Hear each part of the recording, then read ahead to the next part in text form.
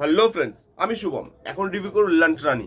ভাববেন না কোনো গালাগালি দিচ্ছি, কারণ নামটাই এটা একটা জি5 এর অ্যান্থোলজি সিনেমার নাম। অ্যান্থোলজি সিনেমা কি? 1 ঘন্টা 50 মিনিটের বড় একটা সিনেমা, তার মাঝখানে তিনটে ছোট ছোট 30 থেকে 35 মিনিটের শর্ট ফিল্ম, যেটা তিনজন আলাদা আলাদা ডাইরেক্টর ডাইরেক্ট করছে।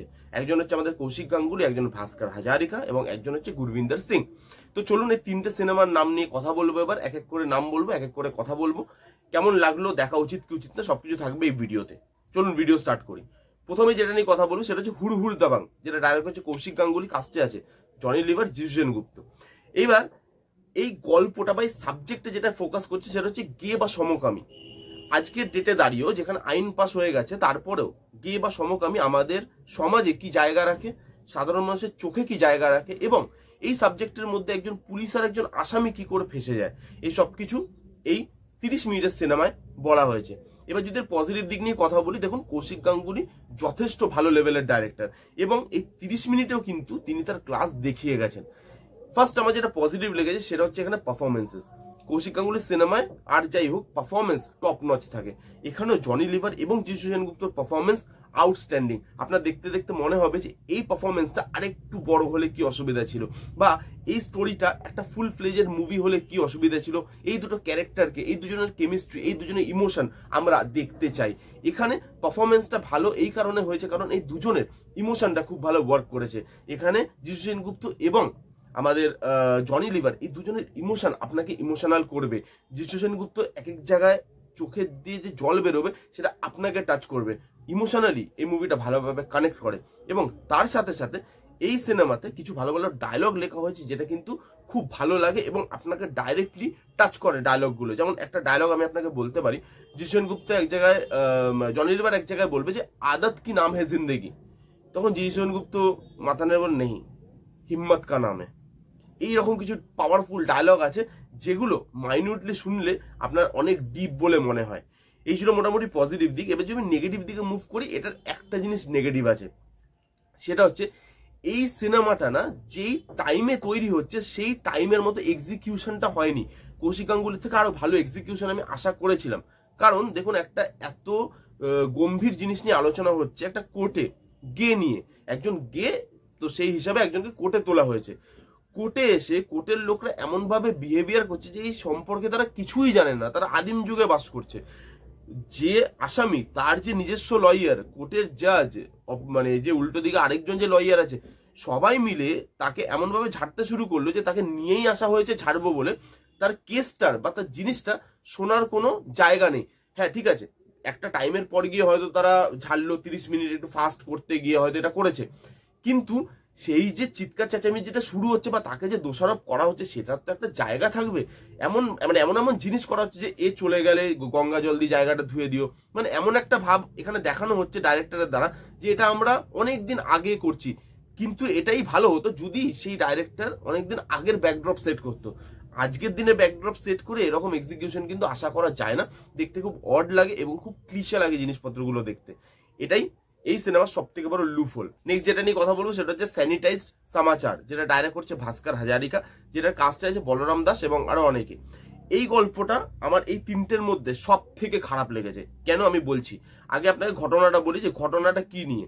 এখানে দেখানো হচ্ছে একটা মিডিয়া হাউস বা একটা খবরের চ্যানেল যে লকডাউনে শেষ এবং তার 3 মাস ধরে স্যালারি পাচ্ছে না, তাদেরকে সার্ভাইভ করার জন্য একটা স্যানিটাইজার কোম্পানির অ্যাড চালাতে হবে, এবং সেইটা করতে গিয়ে তাদের কি কি করতে হয় সেটা নিয়ে এই গল্পটা। এবার এই পার্টিকুলার গল্পটার মধ্যে কোনো পজিটিভ দিক নেই, পুরোটাই নেগেটিভ দিক। এর এক্সিকিউশন, একটা মিডিয়া হাউস, একটা আপনি কথা ভাবুন, লকডাউন তো আমরা সবাই দেখেছি। এবার আপনি ভাবুন যে লকডাউনে খবরের চ্যানেলের বোধহয় সব থেকে বেশি কাজ ছিল কোন দেশে কত আক্রান্ত হচ্ছে, কত লোক মারা যাচ্ছে, কলকাতায় কি অবস্থা, আরো কতদিন লকডাউন বাড়ালো, রাস্তায় পুলিশে পাহারা বসছে, সেই জিনিসগুলো তো খবরের চ্যানেলেই কভার করেছে। তো এরকম একটা টাইমে খবরের চ্যানেল তো সব থেকে বেশি অ্যাক্টিভ ছিল, তুমি তাকে ইনঅ্যাক্টিভ কি করে দেখাতে পারো? এবং ইনঅ্যাক্টিভ দেখাচ্ছে, তারপরেও তাকে এরকম দেখাচ্ছে যে সে মানে মানে হয় না, মানে মা দুর্গা একজন সাজ্জার, করোনা হচ্ছে অসুর, সেইভাবে একটা অ্যাড প্রেজেন্ট করতে হবে, এবং মানে হয় না গামছা খুলে যাচ্ছে চ্যানেল চালাতে গিয়ে। এই জিনিসগুলো একদম বাজে পোর্ট্রে করা হয়েছে, এক্সিকিউশন থেকে শুরু করে। এর ভাবনাটাই তো বাজে, এর এক্সিকিউশনও বাজে, এর পারফরমেন্স বাজে, কমেডি কোনো জায়গায় ওয়ার্ক করছে না। এই পার্টিকুলার জিনিসটা, এই পার্টিকুলার স্টোরিটা এই তিনটে গল্পের মধ্যে সব থেকে উইক। এখানে এই গল্পটা আমার একদম ভালো লাগেনি, একদম বোরিং গল্প। আপনারা চাইলে এই গল্পটা নাও দেখতে পারেন। 3 নম্বরটা নিয়ে এবার কথা বলবো, ধরনা মানা হ্যাঁ, ডাইরেক্টর বাই গুরবিন্দর সিং, আর কাজটা আছে জিতেন্দ্র কুমার বা আমাদের জিতু ভাইয়া। এবার যদি এর গল্পটা বলি আপনাকে, এখানে গ্রাম থেকে একটা কাপল আসছে হঠাৎ করে একদিন, এসে ধর্নায় বসে যাচ্ছে।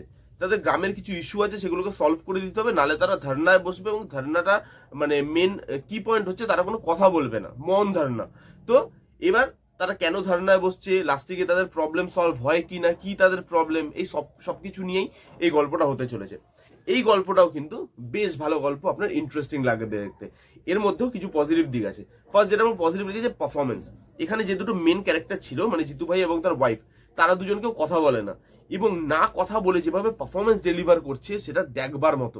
এখানে দেখে মনে হচ্ছে কি ওই স্ট্রিট অ্যাক্ট গুলো যেরকম চলে না, স্ট্রিট থিয়েটার, ওই রকম ধরনের, যে কথা বলছে না, পারফর্ম করছে, এবং দেখতে খুব সুন্দর লাগে জিনিসটা, যে একটা নাটকের মতো বা একটা থিয়েটারের মতো দেখতে লাগে। তো ওই জিনিসটা আমি বেশ এনজয় করেছি। তার সাথে সাথে এর ক্লাইম্যাক্সটা হেভি। প্রথম থেকে শেষ অবধি আপনি সিনেমাটায় কিছু দেখতে পাচ্ছেন না, লাস্টে গিয়ে ক্লাইম্যাক্সটা যেটা দেবে, তখন আপনার মনে হবে যে ভাই এর পার্ট 2 তো দরকার, এবার আমি দেখবো যে এই কাপলটা কি করে। তো সেইখানে এই জিনিসটাও কিন্তু আমার বেশ ভালো লেগেছে।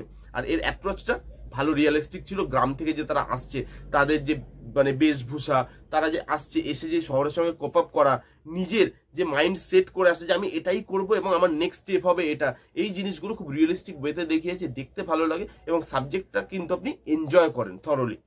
এবারে নেগেটিভ দিক নিয়ে কথা বলবো। এই সাবজেক্টের মেন নেগেটিভ দিক বা মেন প্রবলেম হয়ে গেছে রাইটিংটা।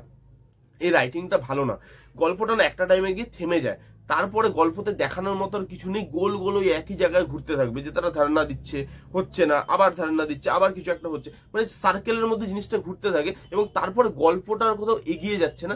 ক্লাইম্যাক্সে গিয়ে গল্পটা একটা মানে পেস নেয়, বাট যতক্ষণ পেস নেয় ততক্ষণে শেষ, কারণ 30 থেকে 35 মিনিট তো সিনেমা। তো সেইখানে আমার মনে হচ্ছে রাইটিংটা আরো জবরদস্ত হওয়া উচিত ছিল, ভেতরে আরো মশালা হওয়া উচিত ছিল, যেটা হলে আমার মনে এই সিনেমাটা সব থেকে ভালো সিনেমা হতো। এবার যদি আমি পুরো সিনেমাটার কথা বলি, যে 3টে সিনেমা মিলিয়ে কেমন হয়েছে, দেখুন আমার 3টে সিনেমার মধ্যে কোনোটাই আউট অফ দ্য বক্স বা আউটস্ট্যান্ডিং লাগেনি। আপনারা চাইলে একবার এই সিনেমাটা দেখতে পারেন যদি আপনাদের হাতে টাইম থাকে। না হলে এই সিনেমাটা আমার খুব যে খাস লেগেছে, একদম দেখতেই হবে সেরকম কিন্তু কিছু নয়। আপনারা কারা কারা দেখেছেন কমেন্ট করে জানান, যারা যারা দেখেননি ওই বললাম একবার গিয়ে দেখতে পারেন লন্ট রানী। এই ছিল লন্ট রানীর রিভিউটা কেমন লাগলে জানাতে ভুলবেন না। ভালো লাগলে প্লিজ থামস আপ, লাইক করবেন, কমেন্ট করবেন, শেয়ার করবেন, চ্যানেলটাকে আমার সাবস্ক্রাইব করবেন। দেখা হচ্ছে নেক্সট কোনো ভিডিওতে, ততক্ষণ bye bye, take care and be safe.